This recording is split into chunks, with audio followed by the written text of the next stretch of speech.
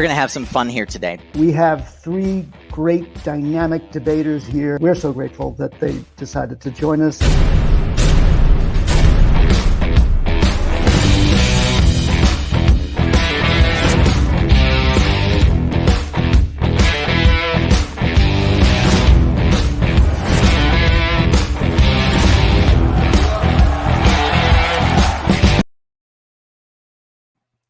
And here we are. We are, in fact, live. Welcome to everyone for joining us here live for the latest installment of the Great Debate Series. My name is Nico Johnson. I am so happy that we have a chance to join you all here and have you join us for this Great Debate Series that my good friend Tor Valenza and I have been concocting for about a year now. This is installment number 3. If you're joining us on one of our live platforms, I'd love to encourage you to go ahead and say, hey, I'm joining live in the comments. If you're watching as a replay, it's just helpful for us if you just type in replay. Kind of helps us know how folks are tapping in to this content. If you did see any of our past great debates, I'd love for you to just raise your hand as well in the comments. Obviously, this is my way of getting you that are watching us live to be a little more interactive, because we're going to be interactive today in what I expect to be a very exciting and even controversial debate. It's a topic that needs debating. So put in the comments if you watched any of our other previous debates. Which one? The first one on storage, the second one on financing. Here today, we are going to be talking about a very controversial and hot topic. We have solar experts debating these hot topics in the solar industry. Of course, as I mentioned, my name is Nico. I'm the host of SunCast, popular podcast for solar and clean tech industry. And I'm looking forward to the live discussion on net metering policy.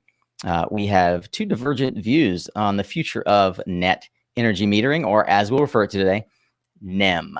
These discussions are so important as we grow and scale the solar and broader clean energy sector. So I'd like to thank our solar power events partners and my co-host, Mr. Tor Solar Fred Valenza of Unthink Solar Marketing and Communications, for supporting the series and helping bring us all together today.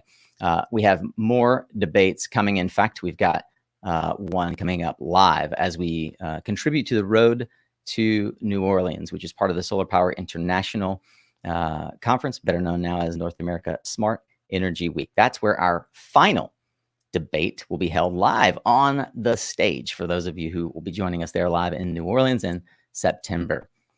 With that, I'd like to bring my co-host, Mr. Tor Valenza, up on stage.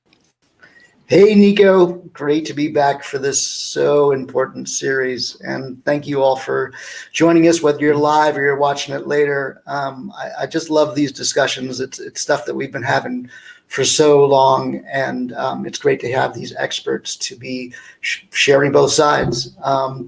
And before we jump in, and I know we'd love to just get right up to it, I really want to take a moment to thank the team behind the Great Solar Debate Series, and that is, of course, Nico and his My SunCast team, Solar Power Events, and the Road to New Orleans series.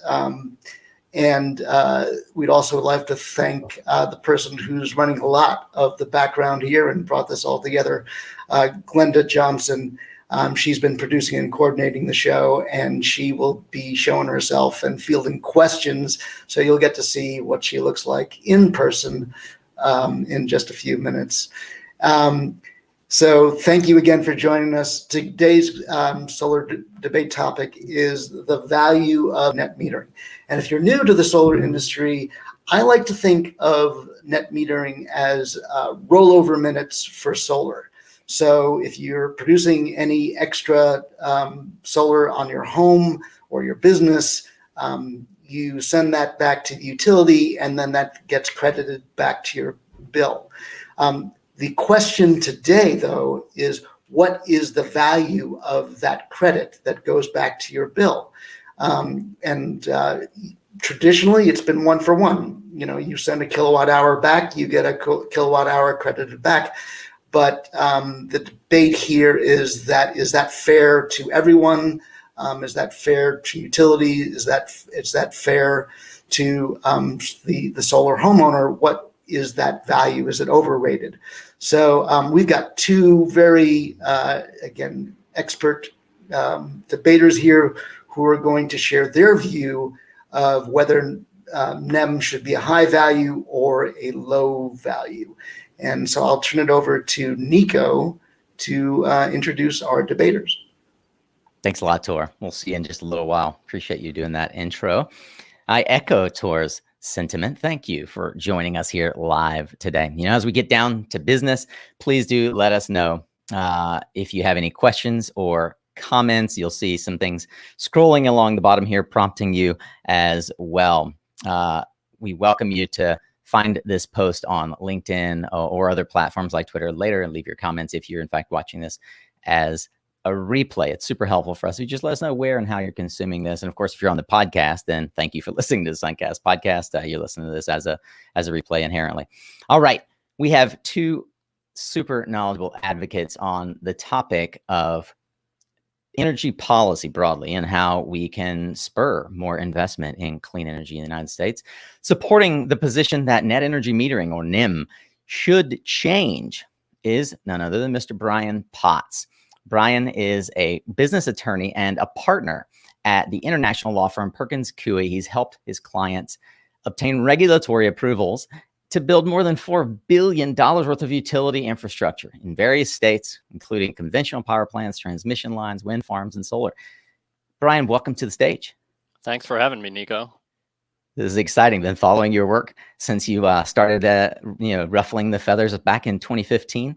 Famous now to many of us, New York Times articles, and you are a worthy defender of the conversation. So I'm looking forward to this and supporting, of course, the position that net energy metering should remain as a high value for residential solar is Carl Robigo. Carl is the principal energy consultant for Robigo Energy, based in Denver, Colorado. With more than 30 years of experience in energy, climate policy, and markets, Carl's recognized as an innovator in utility regulatory issues relating to clean and distributed energy services, having himself served as the architect of Austin Energy's value of solar tariff some years ago, the first policy of its kind in the nation. Carl, welcome to the debate.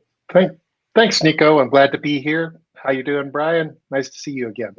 Doing well. Bring it on. Fantastic.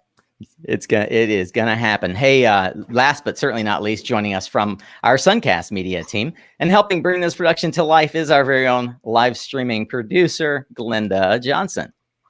Hey, all. All right, thanks, Nico. Before the debate gets started, I just wanted to go over some of the ground rules, guys. It's very simple. Nico is going to ask you a question. Each person will have 2 minutes to answer, and the other will have 2 minutes to respond. If necessary, we'll add another minute for rebuttal or a follow-up. And we have all agreed that we won't talk over each other. So if you have anything to add, please go ahead and raise your hand, and I'll keep the time going, and I'll make sure that I'll give you a heads up when we're down to 30 seconds.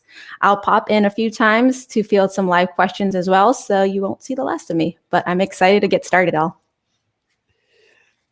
All right, here we go. Thank you, Glenda. I've been looking forward to this for a long time. Tor and I concocted this idea, and net energy metering was one of the most hotly contested conversations when we published out to the internet what kind of topics in the solar industry really are under debate. As many of you know, if you've been watching, this is a hot topic in California and many other states, including my home state of North Carolina and the state I came from, South Carolina. I want to take a second and just thank all of you who are watching live. I see you there, Jen Runyon and Sustainable Steve, Jamie Nolan. Thank you all for commenting as we've prompted you to do. I encourage the rest of you to do the same. Let's jump into the first question. As Glenda has stated, there will be 2 minutes from either of you to state your positions, and then a minute for rebuttals. According to SEIA, we have now more than 3 million solar installations in the United States today.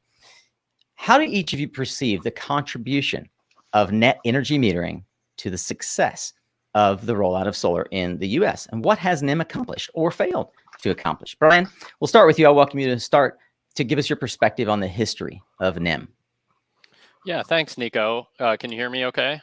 Absolutely. All right, great. So the history of NEM, I think, is important for everyone to understand in order to really understand what this debate is about. So NEM started out as sort of a rule of necessity or convenience, not really something that anyone was even thinking about much at the time. So NEM, again, is net metering. I think Tor gave a nice example. Essentially, you get credits. The bottom line, the easiest way I think to think about it is if you have a house and you use 1,000 kilowatt hours a month, you're allowed to put that much on the grid and up to 1,000 kilowatts, and you wouldn't have to pay anything as long as you net it out. So maybe if you put 800 kilowatts on the grid and your use was 1,000, you'd just have to pay for 200 kilowatt hours. So the bottom line is when solar started out in its infancy, no one was really thinking about this. Frankly, the meter just ran both ways. And so it was really easy for regulators and everyone in the utilities to sort of say, sure, go ahead, put those solar panels on your roof. And rather than us have to figure out these complicated issues, we're just going to let you net it out because, frankly, it's easy. The meter runs the wrong way. We come check the meter and we'll bill you for whatever's left. So that's how it started. It's not really a policy, I think, that anyone was even thinking about when net metering was set up. And then fast forward to 5-10 years ago when solar really started to take off, including rooftop and other all kinds of solar, mainly due to the prices coming down. But what happened is essentially people started to realize, wait a minute, why are we crediting these solar generators on people's roofs for effectively the retail rate of electricity? So let's say you pay 12.5 cents, which is roughly the average in the nation for electricity per kilowatt hour. When you put solar panels on your roof, you are effectively getting paid 12.5 cents to operate those solar panels because you're not having to pay the 12.5 cents. So the bottom line is that creates all kinds of issues. However, that high price, that retail price, has unequivocally caused lots and lots and lots and lots of people to install rooftop solar. It is absolutely a critical incentive. If your goal is, I want to see as much rooftop solar as possible put on around the country, then you are certainly in Carl's camp of net metering is a good thing. Net metering is economically, you are effectively creating lots of incentives for homeowners to put solar on their roofs. Sliding in under the time cap, Mr. Brian Potts. Appreciate that perspective. And next we will go over to Carl. Has NEM been a huge success or not? What's your perspective on the history of NEM contribution to solar in the U.S.? Yes, thank you. And I think it has shown the potential of being a great success, but we really haven't had it that long. Net metering was actually passed as a matter of federal law and an amendment to federal law only in 2005. So we have just over 15 years actually in a system that was established as a monopoly electric utility system well over 100 years ago. So 15 years out of 100 is the time we've had to see whether net metering works. We have now 2.5 million customers, less than, who have rooftop solar under net metering kind of provisions somewhere in the country. It is not evenly distributed. That's 2.5 million out of 150 million electric customers in the United States. And just to compare it, for example, over 90 million customers are connected with advanced metering technology, while only 2.5 million have net metering installations. So it has shown the promise of success, but it hasn't had a chance to run long enough. And that's probably the most important thing going on. But these early indicators in these last 15 years have shown that net metering is accomplishing what Congress wanted it to accomplish when it passed the law back in 2005, the Energy Policy Act of 2005, because that provision was one of the things that the federal government one of the rare instances in which the federal government told public utilities they had to think about competition. They had to think about giving customers choice. They had to think about diversification of energy resources. And we are getting that. More than that, we're also getting the benefit of economies of manufacturing scale that come from many small units. The prices have fallen precipitously. We have a service option that utilities would not provide us because of net metering. We are getting something worth more than the price, as value of solar is showing us. So the value is higher than the price and greater than the cost. It's a good deal so far for the few that have it. More should. Oh, fantastic. You guys have clearly thought about and practiced. I can tell you that's remarkable in this first go to have both of you stop right at the 2-minute mark.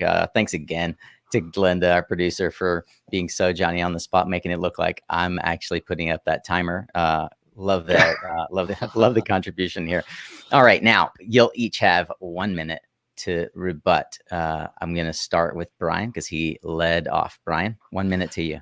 Yeah, and I think I don't want to talk past Carl here, but the critical question is really what are we looking at? If you're looking at, is it in residential homeowners' best interest to put rooftop solar on? Sure it is. They get great subsidies. If it, in a lot of places, it lowers their bill, they should absolutely do that. I'm looking at it from a policy perspective and what's good for society and what's actually good for renewable energy deployment overall.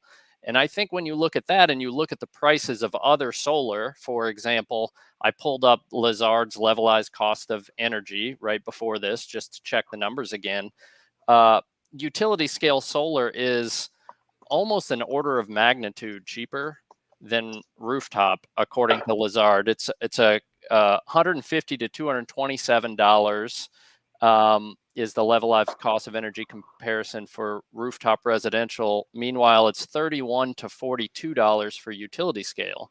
So my question is, why are we providing all these subsidies to let people put rooftop solar on their roof when we could be providing those subsidies to utility scale solar and building a lot more solar? Mm-hmm. Wow. Well, yeah. So we will put. That's fine. Go for it. It's your turn, Carl.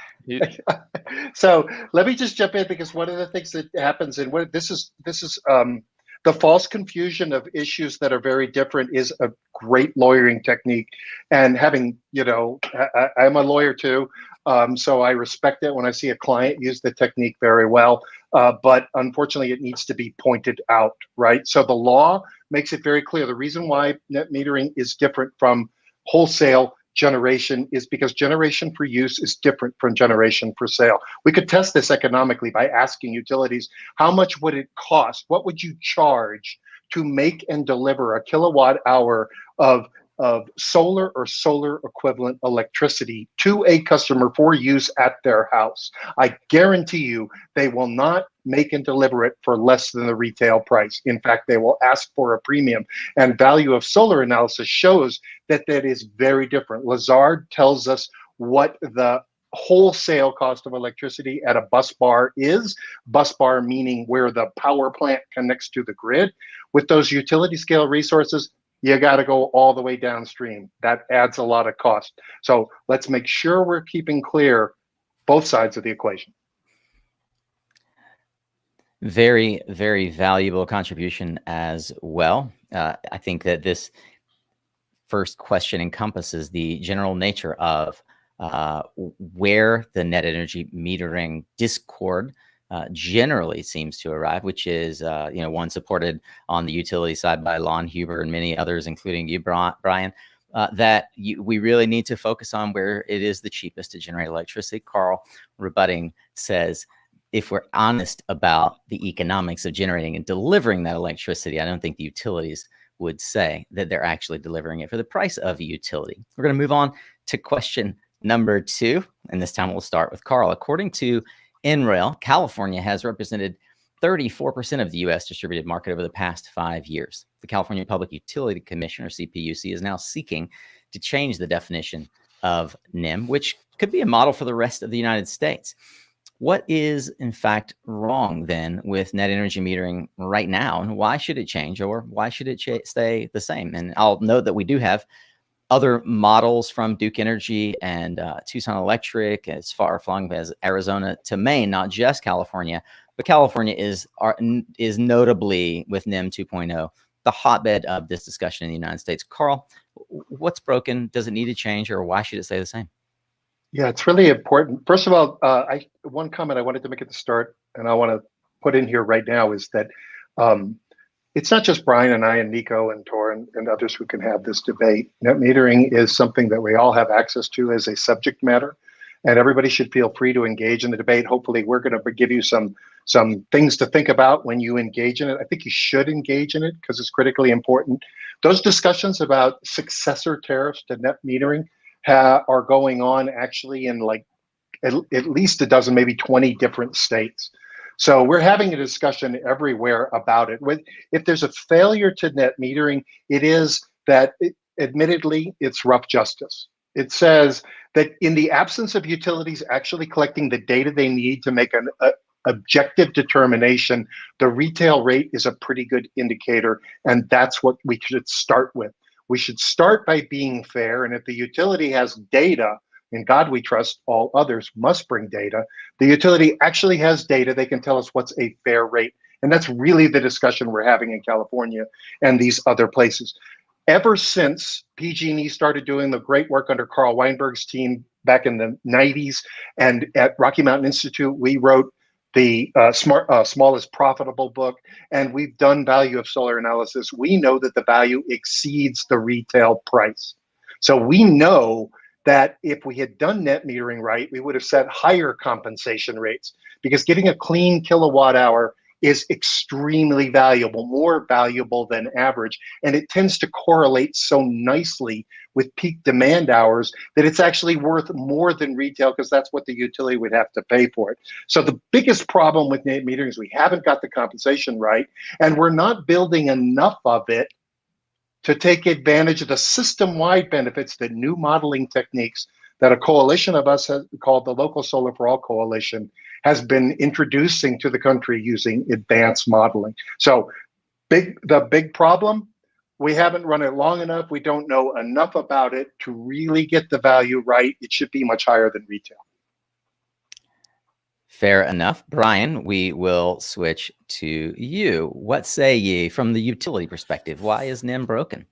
Well, much higher than retail seems like a stretch. Most of the states that have decided this have gone the other way and said NEM is just set at a random amount, which is how this was originally set. It's clearly a subsidy. If it wasn't a subsidy, people wouldn't be lining up to put rooftop solar on. But Carl and I do agree about one thing, and that is NEM is just essentially a chosen number out of thin air. It's not, there were no studies done to determine exactly what the pricing should be.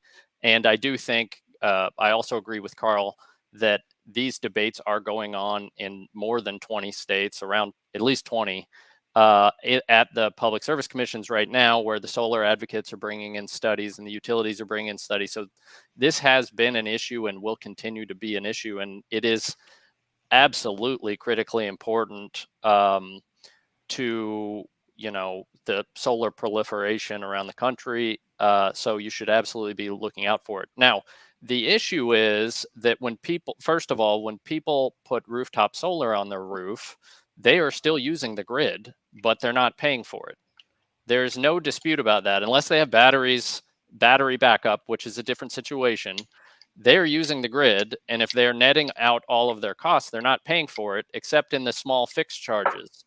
And utilities historically set the fixed charges at a very small percentage of what they actually needed to recoup for their fixed charges. So the problem is when you take millions of customers out of the revenue of the utility, all the other customers have to make up for that revenue. So what you see is a large chunk of residential solar not having to pay what they should for what they're using, and everyone else having to pay to make up for it. California just a few years ago released a study saying that was over $1 billion a year. and that's the California CPUC. Thank you, Brian. Thanks for that position. 1 minute for a rebuttal, Carl. I hope you can fit it all in 1 minute. Well, let's just start with the last thing that Brian said, right? Which is that utilities think because they're not making profits or collecting money from us, that somehow is a cost that others have borne. And that's not the case. We've been talking about doing solar for decades now, and utilities should have been building their systems and spending money with the expectation that customers would be adding this resource to the system. Of course, it's not a utility investment with shareholder profits. So they've been ignoring it, overbuilding their systems, and fighting against customers trying to serve themselves as they have a perfect right to do, and fighting against them getting fairly compensated for it. But if we stretch the horizon here and we do finally embrace the idea that customer generators are providing a resource value, and by the way, a resource value that we don't have to pay insurance on, we don't have to do maintenance on, we don't have to do the financing on, because they're bringing it to the table, and we do those analyses over the long term, what we find is that net metering customers are subsidizing a transition to a clean energy future and saving money for everyone, whether they have solar or not. But utility profits, they might go down. And if that's the only thing you care about, well, I understand Brian's being upset. Well, Brian, to respond to that, there's another saying as a lawyer, and when you don't have good arguments on the facts, you pound on the table and blame the other side. Just saying utilities are bad is not the answer. Utilities are not bad, and in fact, the costs I'm talking about are not utility profits. They are utility not receiving revenue, and every year in a rate case, the utility has to set its revenue forecast for the year ahead. If 2 million customers are not going to pay, put aside how much money the utility is making, put aside their rate of return, the other customers are going to have to pay more, because essentially utilities are like a bank. They lend infrastructure, power plants, transmission lines, solar facilities to the public, and they make a rate of return on that. But they have to recoup all of their costs from all of the ratepayers. And so when you take a whole bunch of ratepayers off the grid, but they're actually still on the grid using it, it's not really fair to all the other ratepayers. And I do agree that there's a middle ground. There are benefits of residential solar, but to say they're more than the retail rate, I'd really like to see the details of those models and numbers, and I'm pretty certain I could poke holes in them. I think that perhaps this merits another 30 seconds back and forth. I would yield some more time to all if there are more comments, Carl and Brian. I feel like we should unpack this a little more, and then we'll bring Glenda on for some audience participation. That's the first thing you have to do is, like I said, sort of compare apples to apples, or recognize when you're doing apples to oranges.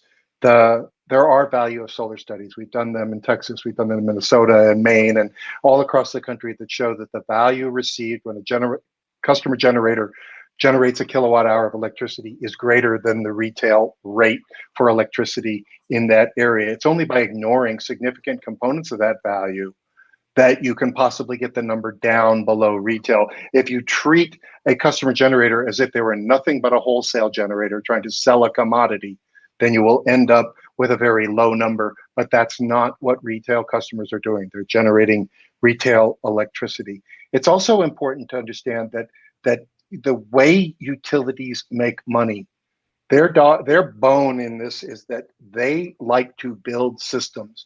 They will build more expensive systems. We had to pass PURPA in this country because utilities overbuild on utility scale sources. I'm not saying this is because they're bad. It's because of the incentive that we gave them to do. And we've been correcting on that with policies like net metering and integrated resource planning and fuel diversity and other ideas ever since. Net metering is just one more way we try to keep utilities from going overboard. All right, Carl or Brian, I get my 30 seconds. 1 more minute. So, yeah, I mean, a great question for Carl, and I put it back on him. If instead of rooftop solar, people were putting little natural gas CTs, combustion turbines, in their house that would operate at the same times it was sunny, would you say that all those benefits are the same? Absolutely not. And so we have so to you're picking one technology over another just because you like that particular technology. No, I'm saying installing a polluting technology in my neighborhood is much worse than installing a carbon-free technology. I don't like the fact that in Texas, the grid performs so poorly that customers are going to Home Depot to buy gas generators, or stores are buying diesel generators because the utilities wouldn't pursue a distributed energy future, leaving it in customers' hands to have to come up with that solution. And they don't even have net metering in many parts of Texas. Well, just quickly to respond, I mean, my main issue with the value of solar is, look, I absolutely agree there are climate costs, and but there are ways to credit that, and there are ways to value that. And to just say any natural gas is automatically bad or uneconomic because it's not green is not fact-based. I'm sorry to say that I actually agree with you that the way we account for the cost, which is different than the price, which is different than the value of electricity production in this country, and have accounted for it for too many decades, ignores the climate change impacts. My first short answer to the next question, when we get to it, is IPCC Report 6. Yeah. So thank you for for what I think is a very healthy debate, and clearly there are valid points on both sides. By the time this discussion is over, you, dear viewer, will get a chance to help us decide where should we lean into these discussions. In fact, several of you have been contributing online in the form of questions. I'd like to bring Glenda up now. Glenda, could you feed us a few questions from the audience that contribute to this healthy discussion with Carl and Brian? Yeah, of course. So we have one from Jeff. From a tax perspective, do utilities get to write off the kilowatt credits they issue to clients? Either can take this question. Brian, you want to go first? Tax questions are always dangerous. So I will hedge this with, I'm not a tax lawyer. However, my understanding is that because of the way most of these meters work, they are literally running backwards. So there's not always going to be a way to account for how much energy was used, because it's essentially being offset. Now, obviously, there's some advanced meters that are much better at that, but again, I don't want to be dangerous. It's always dangerous to guess as a lawyer, but I do not think there's any tax write-offs associated with sort of what the customer would have used had they not had rooftop solar. Yeah. So, Carl, I'll chime in to say you were a commissioner, and you've spent some time thinking about this. I have, and I've even explored the tax consequences of value of solar payments to customers. I'm not offering a tax opinion either, but here's the thing. The cost of doing business is normally a cost that you get to deduct from your profit in order to deal with your taxes. So it is a legitimate cost of business. It goes into the utilities books as a cost if they pay a credit to a customer under net metering. The thing to remember about regulated monopoly utilities, of course, and I'm not talking about the municipal utilities or the co-ops, because they're treated differently. They're not taxed entities and all that.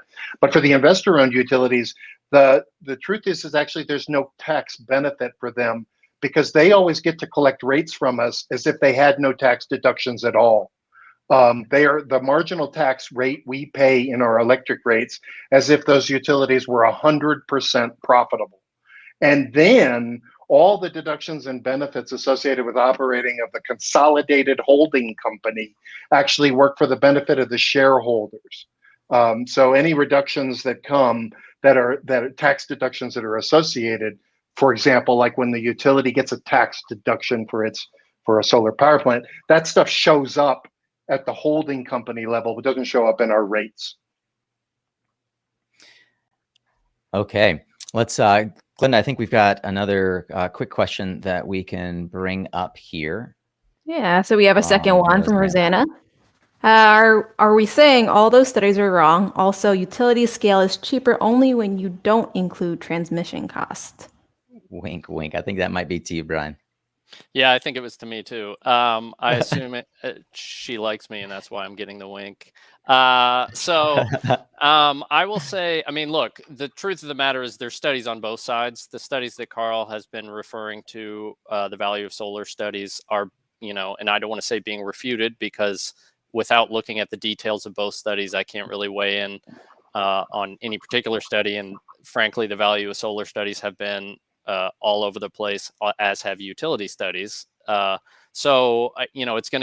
depends specifically on the study, what's being modeled in the future. I mean, utility scale solar does have transmission costs, but those transmission costs are not 10x. I mean, they should be included when you're comparing sort of what the cost is to get it to get the utility scale solar to load. But it's not it's not a huge calculus that's really going to change the economics here. I mean, utility scale solar is beating most of the other generating technologies, utility scale technologies, on a cost basis. Residential is not. Thanks, Glenda, for popping in. We'll have her come back in just a few. We're going to jump to our next question. To remind the rules. Yeah, Carl, did you have? Yeah, just real quick, I wanted to sort of respond on that question because I didn't get a chance to, and I do want to say that it is true that utility modeling today is very limited, and when you just look at busbar costs like the Lazard study, you're not taking account of the cost to transmit and deliver. Utilities are spending more money on distribution systems now than ever, and it is not necessarily reducing the cost of taking advantage of these high value resources. We need better modeling. We have it now. Look at localsolarforall.org and the work we're doing that actually considers transmission and delivery costs. Every one of those studies we have done with more high powered models say we should be doing more distributed solar because it does save on transmission costs. California has quantified that number in the multiple billions that we have saved on transmission costs in California because of its net metering policies. And if you don't account for it all, then you're only looking at a little of it. And that's what you should look for in your value of solar studies and any other net metering analysis, whoever does it. We will certainly give Brian a chance to respond in the context of our next question. As a reminder, each of you will have 2 minutes to present your perspective. While net energy metering has indeed seemed to prove successful for rooftop solar, and mostly we're referring to residential and some commercial rooftop in that sense, utilities have installed the vast majority of megawatts of solar in the United States and around the world at a much lower cost, as we've discussed here. Yet some studies suggest that rooftop solar lowers the utility infrastructure costs. Why should we have net energy metering if utilities are installing more solar at lower costs? Brian, I'd love for you to give us a start on that. We shouldn't. I mean, look, the bottom line here is I think a historical perspective is a good one. And if you go back, look, solar and renewables are relatively, in the utility world, new technologies, 10, 15 years in a world where utilities have been around for well over 100. But if you go back those 100 years, Samuel Insull in Chicago, when he took over and sort of started to consolidate utilities back then, there were hundreds of competitive utilities, and they were all trying to essentially provide distributed power, and it wasn't working. There were duplicative transmission lines. And what was really happening is a lot of people couldn't get power because only the wealthy or the people that live next to industrial facilities could get power. And Samuel Insull realized, hey, if we consolidate all this, it's going to be much more efficient for society, and it's going to allow everyone, even those who can't afford it, to get power. I feel like we're sort of in the same boat with solar right now. It's a new technology. Everybody thought this is a great idea. Let's put it on our roofs. But then it turns out that it's much, much, much more efficient for society to have utilities build it and provide it to the users rather than to have each of the users try to do it themselves. All right. Sounds Except, like Carl. yeah, Carl, he's going except to yield it's the not. 30 seconds to you. Right, right. Except it's not. Right. So the most important thing in response to this is that we're not looking to just buy 1 kilowatt or 1 megawatt of solar. And like I said a few minutes ago, my first answer to this question is IPCC. Right. We now have a report that says it's irrefutable that humans are causing the climate to change in terrible ways, and we need to change it fast. We can't just have the luxury of having our monopoly decide how much solar it wants to provide for us. We need all hands on deck, including the millions of customers who are willing to invest their hard-earned dollars to help change the way our electricity is made. In addition, we also now know that these are not operating in isolation. Again, I keep pointing to this modeling, but it's really amazing. We're finding out that distributed resources, especially solar coupled with storage, can actually shape the load that the overall grid sees in a way that we can actually get much more value out of our utility scale resources. They operate complementary to each other. So having an either or attitude does not work. We need an and attitude, and we need to continue net metering as well as aggressively pursue those other choices. Third thing I'll just say is remember your question said cost, right? And this is not just about cost. You're talking about prices. The cost that we get from having having the utility choose what it wants us to do, like Samuel Insull said, free of competition in his 1898 speech. It's great. You should read it. Competition is not good, he said. We should let the utility decide what to do subject to regulation. Well, regulation says they should look at net metering. Regulation says that we should introduce competition back into this monopoly enterprise, because this is supposed to be the most successful free market democracy the world has ever known. Why don't we have competition in this essential sector? Net metering helps provide it. Well, again, you can point your fingers at the utilities all you want, but the bottom line is they are not a monopoly. They are a regulated monopoly. The people who are deciding what the utilities can build are the regulators, not the utilities. And utility scale solar is always going to be more efficient. People don't build their houses such that their roofs are most efficiently facing the sun. Small scale is always going to be more expensive. You keep pointing to a study, but the bottom line is I just can't believe economics it would make no sense from an economic perspective that putting solar panels on people's roofs of houses that were not built specifically for solar panels is ever going to be more cost effective than building thousands of megawatts of solar at a utility scale. It's just not gonna be, no matter how many studies you point to.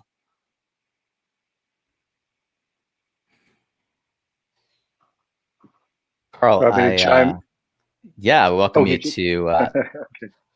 All right. So, so if it comes down to the fact that we're going to argue over the existence of facts and the existence of studies, which going back to the Kerman substation project in California in 1990, early 90s, to the publication of Smallest Profitable, the Economist magazine's book of the year, to the dozens of value of solar studies that have been collected by Environment America, in ICF, hardly a left-wing consulting organization that did a meta-analysis of value of solar studies to show where the value comes up. If we're going to ignore that and we're going to argue against facts, then you're right. It's an open question, but it's not an open question anymore. And look, regulators are supposed to act as a substitute for competition. And an important measure of competition that the utilities did not face for a long time was renewable energy. So we put in effect FERPA. And then what we did is we said net metering could provide competition as well. Regulators are doing their job when they create an opportunity for these markets to emerge at options that the utility would not provide, and they needed to be urged into by regulation. Gentlemen, we have a couple more questions, and there's a lively discussion in the comments. So I'd like to evolve the discussion towards the potential possibility for solutions. If net energy metering is in some way broken, or as many states policy makers have suggested needs some sort of update, then what are in fact the solutions to fix or address the concerns that have been brought up here in this discussion? Can net energy metering be realigned to be fair to solar owners, ratepayers, and utilities? Carl, we'll start with you. 2 minutes. Okay. Yep, real quick. So first, do the modeling. I've mentioned this modeling that the Local Solar for All Coalition has been doing. Do the modeling. We did it on 48 states. We found that if we optimize and coordinate distributed energy resources and build a lot of utility scale resources, we could save $500 billion in system costs by 2050. And there's another $1 trillion worth of savings if we electrify the economy and take advantage of distributed resources. You'll know the big picture if you do the modeling. So that's the first thing we should do. Second, we should set our compensation rate based on resource value and fair benefit cost analysis. Go look at the National Standard Practice Manual for doing benefit cost analysis for distributed energy resources. I got to help contributing to that. It tells you how to do a fair analysis of these options at the utility program level. The most important thing is treat rooftop solar and distributed solar and community solar as a resource. Figure out objectively how it can help meet all our need for energy services at the lowest cost, both for the short and the long term. Pay more for locational and temporal benefits. Recognize that in an air-conditioned dominated economy, solar makes most of its most valuable electricity just at the time when you need it most. And if customers make more, that means the utility gets the benefit from it. That's why I did value of solar rate at Austin Energy. I wanted to encourage my customers to contribute to the solution by providing high value electricity at those times. Ask our utilities to document and understand their costs. One of the biggest problems we have with value of solar analysis is the utilities don't really understand their systems as well as they should. They should take advantage of this advanced metering infrastructure and really start laying open the costs of what it takes to run a utility system, because then people will build a path to their door with resources that are high value, like net metered customer generation. So I'll get back to your question, and I think the important point is that Carl and I aren't the ones who get to decide. And regulators, they have the challenging job. They're the ones that have to look at these studies, and they're the ones that have to dig in. They're being presented these value of solar studies by the rooftop solar industry, and they're being presented utility studies by the utility industry. Usually there's going to be lots of disagreements and experts talking about their study is better. And so, the regulator needs to think about what do they want? What do they want for their society? If they want, or their state, if they want more rooftop solar because they think, all solar is better than anything else, then that's fine. That's their decision. They're appointed or elected officials, and they get to make those decisions. Now, if we're talking about what the fair rate is for rooftop solar, that's a different question. And I think no one has quite answered it perfectly yet that I've seen. There's an economist out of UC Berkeley who I've read, and I agree with him the most, which is basically the rooftop solar folks should have to pay for the part of the system that hooks up to the distribution system back to their house, the meter, and all of the sort of office stuff that goes along with it. That would be the bare minimum, because obviously if their house wasn't there, you wouldn't have that infrastructure to hook them up to the grid, and that's what they're causing. But there's no perfect answer here, and it's a challenging question. Basically, 100 years ago, we decided as a society we were going to centralize all of our power. That worked really well, putting aside climate change concerns. And everybody got electricity. Everybody got electricity so cheaply that most people don't even pay attention to how much their electricity costs. And now the solar, we have new technologies that are coming on, makes it really difficult. And so I think we're facing challenging questions, but to just say one side is right and one side is wrong, isn't really, I think, a fair answer. Well, therein lies the crux of a debate is do we have more evidence on one side or the other to sway? Because at the end of the day, policy is made based on the argument that is most cogent or the interests that can lend toward decisions being made. I'd love to come back over to you, Carl, see if you have rebuttal, and we definitely have there's a flurry there's a flurry of comments coming in online. I think one that's a fair one to bring up, just as a reminder that we have an audience here watching.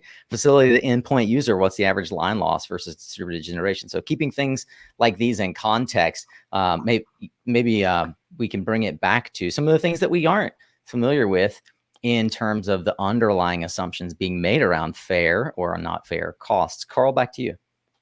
Yep. So in response to what Brian said, the first thing he said is that we don't get to decide, but yes, we do. This is, we either elect our commissioners in some states, or we elect the people that appoint or confirm our commissioners, right? So Ann Richards appointed me when I was in Texas, and the Senate confirmed me when I was in Texas. If we don't like what we're doing, if the state is not being supportive of distributed energy markets and opportunities and businesses, then it should change. And there's been a great record of people getting involved and making that change happen. So I think we do get to decide. We get to decide what kind of future we want and how fast we get there. Second of all, I want to really, Brian has said it a couple of times that net metering customers don't pay. That's not true. It's simply not true. So we can set that one straight out, right? Net metering customers are being fully charged for their customer charges or minimum bills. They're being fully charged for every unit of electricity they consume under net metering, but they're producing something that's so valuable, it offsets a lot of those charges. When the accounting is done, they're paying. They're paying with resource that they brought to the system. Brian, back to you for another minute. I mean, again, we're back to the value, but I will say the only value that the sun is the same. The solar panels are the same. The location is what's different, and the cost of is what's different. The thing that I think, and that our listeners should really understand is electricity is not like water in a hose. The whole grid is on or off and has to have enough energy on it. So when you put energy on above your house, that's no different than putting energy on, 2 miles over in a field.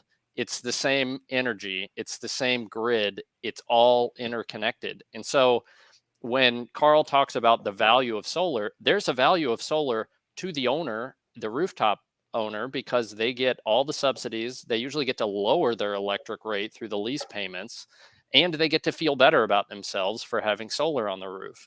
I'm a big proponent of community solar, which is sort of the hybrid of between utility and rooftop, in that it's not as efficient, but at least I can go out and look at a solar array on a large commercial building that I threw in on with a bunch of other customers. That I think is getting closer to making some sense. But the truth of the matter is, if we took the federal subsidies and we doubled them for utility scale solar and we got rid of the ones for rooftop, we would have a lot more solar. I got to excuse you just for a minute. I got to go tear out my homegrown tomatoes because the grocery store doesn't want me making any of my own. Well, that's good. That's good. Fair point. There are a couple of questions around climate concerns and the externalities and carbon tax. There are a couple of others. We do have one question, and we're coming up on the top of the hour here. We have one more question that I think is really pertinent. But that said, is there a quick answer that either of you might have around transmission losses on utility scale solar? I actually do a lot of transmission line work. 10% or less is usually a rough rule of thumb is to get to load. It obviously depends on where you are and how congested the system is. So yeah. And what would you say to the externalities of the notion of putting aside climate as an externality? California clearly is facing this with Pacific Gas and Electric right now in effectively bankruptcy, trying to address climate change. What about, this question was specifically around solutions. Are solutions like a carbon tax relevant way to address this? And carbon tax pricing is all over the board as well. Sure. I mean, that first thing is, don't forget that line losses also increase with system load. So when the system is peaking, line losses get even greater. That's one of those added values of the coincidence of solar production and system demand. So the actual avoided line loss can be much higher than the average line loss. But when it comes to carbon, yes, it is a bit of a rope-a-dope game that people talk about. Gee, the most perfect economic solution would be taxing carbon, as if Congress or anybody would ever pass that, an explicit carbon tax. I don't want to get sucked into that. I do know that all economists agree that when a real cost is kept out of the price of a good, then we will not get an economically efficient level of production or consumption. So good value of solar analysis tries to internalize that cost using values like the social cost of carbon, so that we can truly and fairly compare what happens when a customer puts solar on their roof versus me having to rely on a system that might have a lot of coal or natural gas in it at the same time. Yeah, Brian, 30 seconds. I have one more question. Yeah, on this point, I mean, I think Carl and I agree. When I said putting aside climate, I meant, 100 years ago when they were doing this, they weren't thinking about that or weighing that factor when they centralized the whole system. Look, carbon taxes are economically the best. I think economists agree with that, but I agree with Carl. Congress can't seem to pass much, and when they do, it's much easier for them to pass subsidies than taxes, just because people don't like that word. So I think it's a great question, but not one that's going to happen anytime soon. Mm-hmm. Well, let us move to our final question. Thanks for everyone who has joined us online. Thanks as well to you two for the endurance and the energy and passion that's clear. And you guys have such a foundational understanding of the core arguments here. Our final question is simply, there's a concern that if net energy metering is set to a low value and the payback extends to something over 10 years, then it may devastate what we know is a booming in many states rooftop solar jobs and business market. Nevada, as an example, the boom and bust cycle when net energy metering was eliminated and then added back again, it brings those installations of rooftop solar back naturally. Is there a way to maintain the jobs and businesses within a low NEM environment? And will a low NEM mean that resi solar is really only viable for the wealthy, as many have explained that? Brian, we'll start with you. 2 minutes on the clock. Yeah, I mean, look, if you change the net metering policy such that it's not economic anymore for rooftop solar, there are going to be job losses. I mean, I can't deny that, but any policy change is going to lead to job impacts. So it's a question, again, a hard question for regulators. It's a question of timing. It's a question, I don't think anybody wants to rip the rug out immediately. Most of what the utilities have proposed is actually not assessing the full fixed costs, but assessing sort of an increase to the fixed costs. So, it's a great question. I don't think a lot of the solar advocates were too worried about the coal miners' jobs. I think, the policies are going to change and jobs are going to change, and it sort of is what it is, unfortunately. Can't keep everybody employed doing what they want all the time. All right. We'll bring it to you, Carl, for 2 minutes on the subject of what about the jobs? So the jobs are a big talking point of people who advocate for distributed generation of all kinds, because you get more jobs with distributed generation. And that's a value that taking this approach contributes. It's a value that nature respects. Diversity in ecosystems produces welfare for all the inhabitants and participants in the ecosystem. That kind of diversity and that kind of local job growth also can help us adjust the vital issues of justice. of ensuring and enabling access to sustainable energy for all citizens. Because what we could do is we could put jobs in communities, we can exploit those economies of scale that come from making more and more solar and at the small scale, and reaping those benefits and making the system work better. We know from our analysis, we know that low values for distributed generation are not justified. So we could bring value to all communities by increasing distributed generation.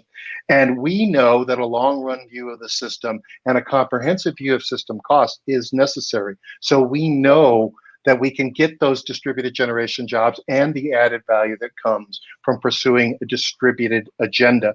We know, as Brian said, we can also create greater opportunities for participation in a clean distributed energy future that complements a clean utility future by exploiting the power of community solar type projects. So there's a lot of opportunity here.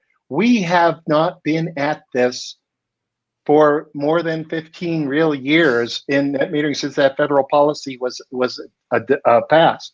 It is too early to decide. Now, it is, however, probably time to recognize that Insel's 100-year-old model of profit only for capital investments by utilities and the squashing of competition in order to build the grid, that we're done with. We need a new model. We need clean performance. We need distributed resources. We need real savings and access to clean energy for everyone. Thank you, Carl. Brian, 1 minute for rebuttal or remarks. I mean, if utilities went away, no one would have electricity for at least a decade. So, I mean, you can knock the centralized power system, but by just saying there's no competition, that was intentional and that worked really well. And that's why everyone has power. And that's also why a lot of lower income folks can actually afford power. And so, you're not seeing a lot of low income people put rooftop solar on their roofs. And so, these things are difficult. And Carl is a great advocate for the rooftop solar. I have done mostly utility work, so that's where I come from. But the bottom line is, in my view, the no one is right, and these things are so complicated. There isn't usually a right answer. There's a try to weigh everything and do the best you can for society answer. And I don't think Carl would want electric prices to go up for everyone either. So it's a difficult challenge we face. Thank you both for what has up to now been a very informative and also riveting and an interesting and multivariate conversation. Carl's got the knockout punch. Just that Carl, last little 30-second response is because Carl, I was going to say I want to give you one more opportunity. Oh, good. Okay, so look, I've been a utility executive. I know exactly how wonderful life is in America today because we have electrified comprehensively, and I am the first to admit to extol the benefits that the utility system has provided to us. What we're calling for now is a change. What we're calling for is a bit of transformation. What we're calling is an end to the resistance that is coming from the monopolists or from the dominant market power exercisers to customers in obtaining distributed service themselves. Net metering says if you make a kilowatt hour at retail, it's worth the retail price. And that's a pretty fair place to start. And until somebody comes up with something better that brings us more competitive options, that brings us more local jobs, that brings us more system-wide savings, then that's where we ought to focus our attention on the utilities learning to take advantage of more distributed energy resources, not bottling them up so they can maintain their monopolistic hegemony over the system they control.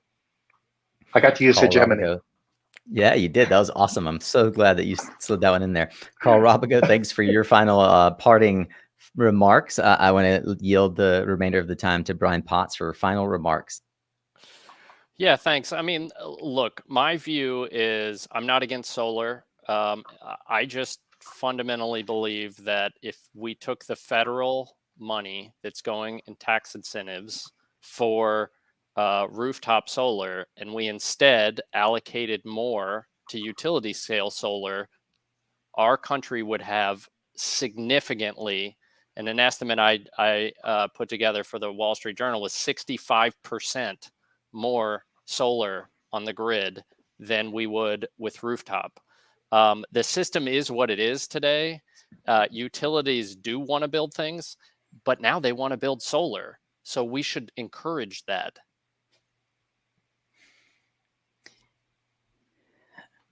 Well said. And I don't know that we have all of the answers and all of the arguments here on the stage in our debaters ring today, but I certainly feel that my capacity to understand has deepened from the flurry of commentary on YouTube and Facebook. I can tell that others agree as well. Many very cogent points have made. That's all the questions that we have prepared for the debate. I want to first take a chance to thank everyone who came and viewed. Thank you, our debaters, for this truly great solar debate and terrific information.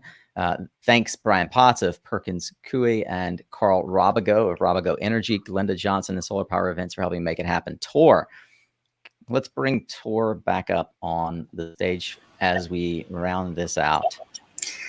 Guys, I have to say, and Glenda as well, I mean, this was such a dynamic debate with so much great information and back and forth.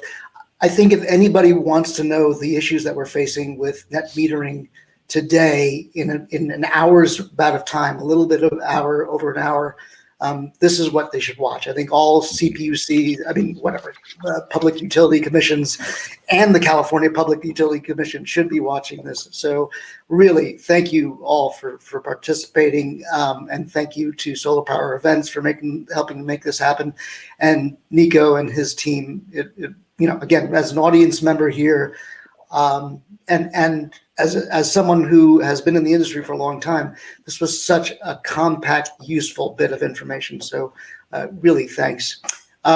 So now it's your time to vote about who won the great solar debate about net metering. You can go to my Twitter handle @SolarFred and vote for the next 7 days. You can also see the live stream back, the recorded live stream, I should say, on Nico's website, mysuncast.com//debate. And it'll be up there, I think, in just a matter of a few seconds. So if you did miss any of this, rewatch it anytime up there and vote in the next 7 days about who won the debate @SolarFred at the top of my profile. Vote and share it around to your network. Absolutely. So the other thing that is happening is that this is not the last debate. We're continuing this series. It's been so great.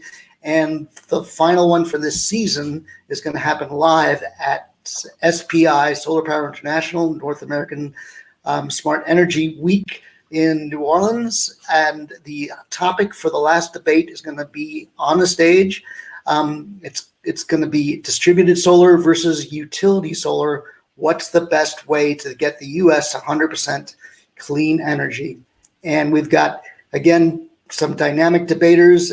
We've already got set up Barry Cinnamon from Cinnamon Energy Systems, Meredith McClintock from Aurora Solar, who's going to be advocating for distributed solar, and advocating for large-scale utility solar is going to be Emily Wangerman of Lightsource BP, and someone else to be confirmed.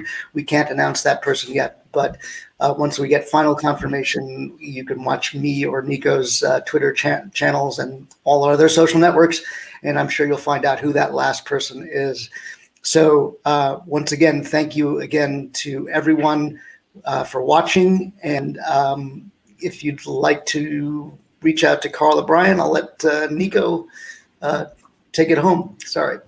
Yeah, no worries. Thank you, Tor, as well. Tor is instrumental in helping guide this discussion. Such a great writer and thinker who helps us craft the direction and narrative, and of course has a huge following as well. So we're grateful for Tor and the Solar Power Events team for helping us bring this to the world. Many may know, if they're close to Tor, that this idea germinated from the many inklings that Tor has about how can we improve the debate, how can we improve the conversation, and just help folks better understand the core fundamentals. So I'm grateful to Tor and the contribution he's made. I'm grateful to you, Brian Potts, and you, Carl Robigo, for the contributions you've made today.